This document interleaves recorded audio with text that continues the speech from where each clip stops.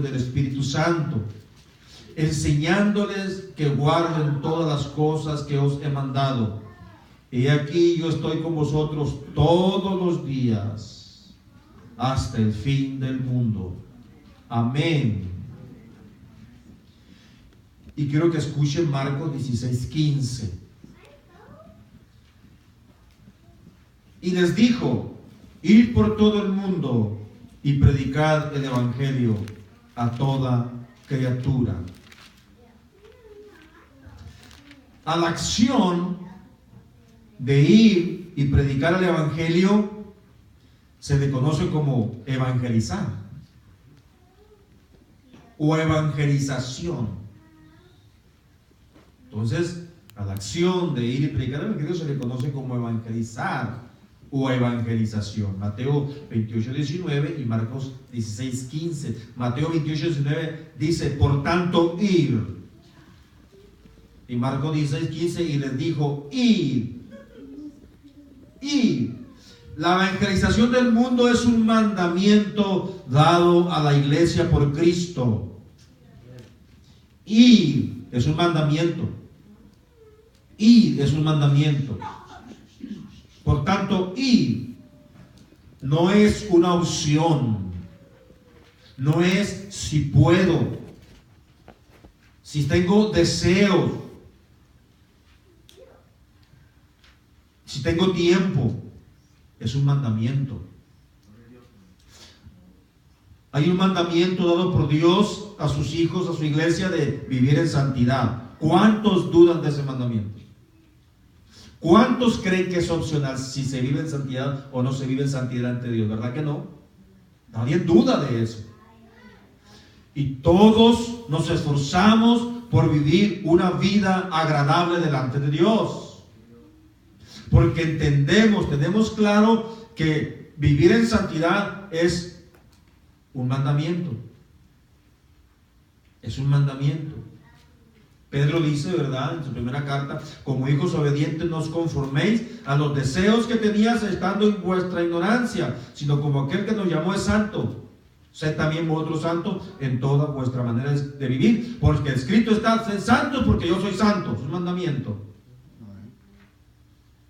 Pero también, así como vivir en santidad es un mandamiento dado por Dios a su iglesia, también ir a predicar el evangelio es un mandamiento.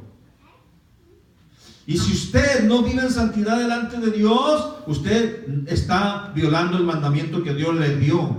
Pero también, si no salimos a predicar el evangelio a los perdidos, estamos quebrantando el mandamiento que Dios nos dejó como iglesia. Y si usted no vive en santidad, usted va a dar cuentas a Dios. Pero también, si no evangeliza, también va a dar cuentas a Dios, porque es un mandamiento. El mandato es de ir. Vayan. Esta palabra, ir es un verbo. Ir, vayan. Está en imperativo, y cuando está en imperativo, eso toma la condición de mandamiento. Es un mandamiento. Hay que ir, ¿a dónde? A ser discípulos. Discípulos. La iglesia tiene el mandato de ir a ser discípulos, no adeptos.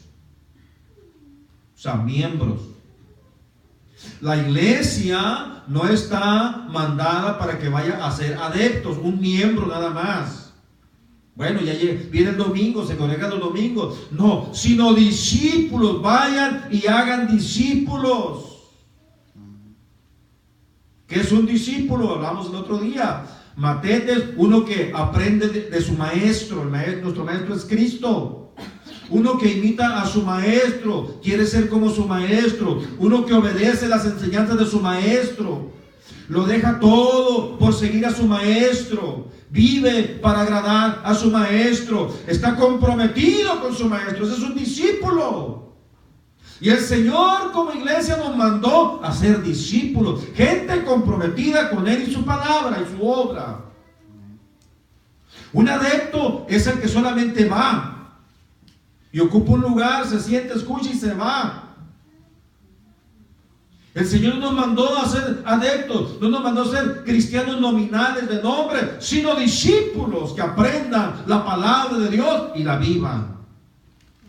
Que crezcan y luego también ellos se conviertan en evangelizadores y ganen a otros para Cristo. Ese es un mandato. Hoy en día, ¿verdad?, hay una competencia en las iglesias por hacer adeptos. Queremos crecer, crecer y crecer, y hay una obsesión por el crecimiento. ¿Y cuántos miembros tiene usted? Pues yo tengo 500. ¿Y cuántos miembros tiene usted? Ay, yo ya tengo 1000. Ay, ya lo voy a alcanzar, y empieza una carrera a ver quién tiene más. Porque cuántos adeptos, pero cuánta gente de esa está verdaderamente comprometida con el Señor. Un pastor dijo en una predicación y se me quedó muy grabado: el Señor no nos mandó llenar iglesia, nos mandó llenar el reino de los cielos. Porque una iglesia puede estar, un templo puede estar lleno, pero mucha de esa gente no ha entendido el mensaje. Obviamente que si predicamos, evangelizamos, el templo se va a llenar, pero que no sean números nada más, que no sean adeptos, que sean discípulos, personas que quieran aprender de Cristo y vivir a Cristo. Es que es diferente. En los tiempos del Señor Jesucristo, la costumbre era que el discípulo escogía a su maestro. El discípulo miraba a una persona que para él era considerada una persona sabia, que tenía un conocimiento profundo de X tema, de X filosofía, y lo escogía. Yo quiero que tú seas mi maestro. El discípulo escogía a su maestro. Pero el Señor Jesucristo cambia esa costumbre cuando eligió a sus discípulos. Dice en Juan 6:70, Jesús les respondió: no os he escogido yo a vosotros los 12, y uno de vosotros es diablo. Él los escogió, les pregunta: ¿no los escogí ustedes? Y uno de vosotros es diablo. No de que el Señor se sorprendió cuando Judas lo traicionó, él ya sabía, porque Él lo conoce todo. En Juan 15:16 Él dice, el Señor: no me elegiste vosotros a mí, sino que yo os elegí a vosotros. El Señor escogió a sus discípulos, cambió la costumbre. Ninguno de los que estábamos aquí escogimos a Cristo, nos escogió a nosotros.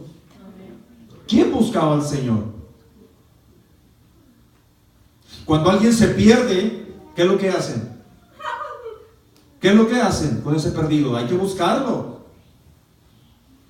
porque está perdido. Así también nosotros un día estuvimos perdidos y el Señor nos buscó y nos encontró. Y luego nos llamó.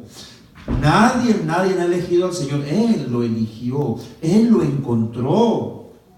El Señor puso en su camino a alguien que le hablara de Él, alguien que le explicara la palabra de Dios, para que usted creyó y se arrepintió y vino a los pies del Señor. Pero Él nos escogió, Él mandó, Él nos escogió a nosotros. Nosotros caminábamos sin rumbo fijo, camino a la perdición eterna. Pero Él dejó su trono de gloria y vino a buscar y a salvar lo que se había perdido.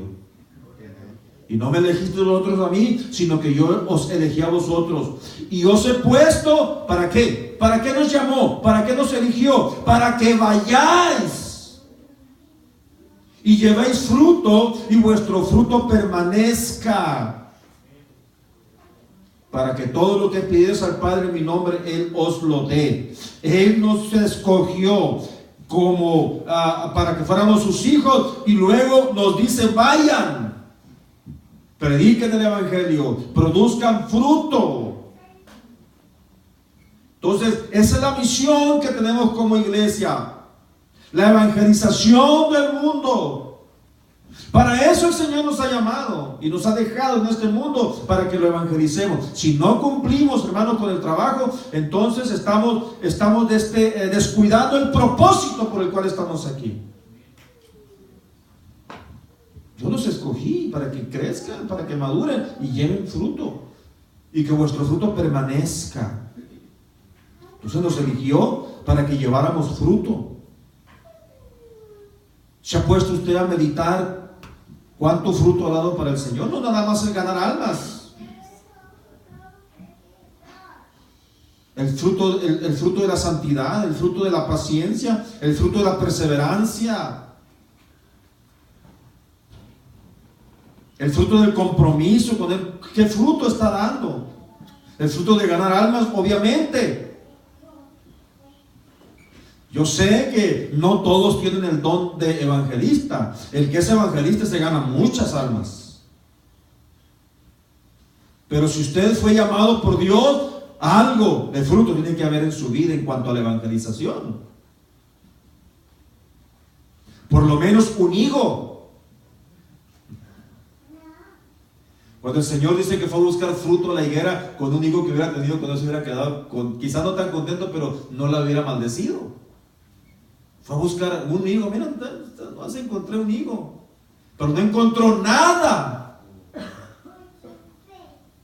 Si el Señor viene este día a pedirnos cuenta en cuanto a nuestra vida cristiana en el sentido de la fructificación, ¿cómo nos encontraría? Esos ejemplos que están en la Biblia no es porque le llamó la atención al escritor. Ay, mira, maldijo la higuera se secó. Están con un propósito, y es que el Señor espera que los suyos den fruto, produzcan fruto, produzcamos fruto. Dios llama al hombre a ser un discípulo, su seguidor, a través de la evangelización, a través de las buenas nuevas de salvación. Llama al pecador al arrepentimiento. Llama al hombre al arrepentimiento. Y esto usted ya lo sabe porque lo hemos hablado varias veces. La doctrina es para los discípulos, para los convertidos, los nacidos de nuevo, los que forman parte de la iglesia del Señor. Así que cuando usted va a evangelizar a una persona, no le hable doctrina, porque no entiende, ¿verdad? La doctrina de la santidad nos dice de cómo nosotros tenemos que caminar, cómo tenemos que vestir, cuál es el ejemplo que tenemos que dar. Esa doctrina de la santidad es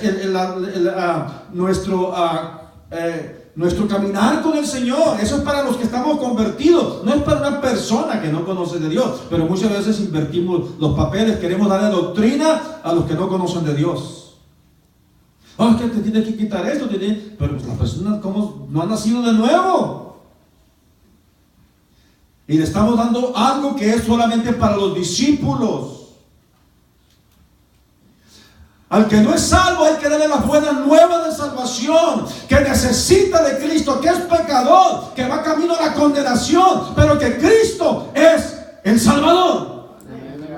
Y cuando se arrepiente de sus pecados, reconoce que es pecador, acepta a Cristo y la sangre de Cristo lo limpia de todo pecado, entonces hay que darle doctrina. Mira, ya te convertiste, ya aceptaste a Cristo, ahora tienes que vivir de esta manera, ahora tienes que caminar de esta manera, ¿verdad? Y si realmente nació de nuevo, el hombre va a estar contento y gozoso. Gloria a Dios. No lucha contra la doctrina del Señor. La recibe porque se ha convertido en un discípulo, y a los discípulos les agrada obedecer las enseñanzas del maestro. Entonces, la doctrina es para los convertidos. En las cartas del apóstol Pablo es donde se encuentra la doctrina para la iglesia. En los evangelios donde está el plan de salvación para los pecadores.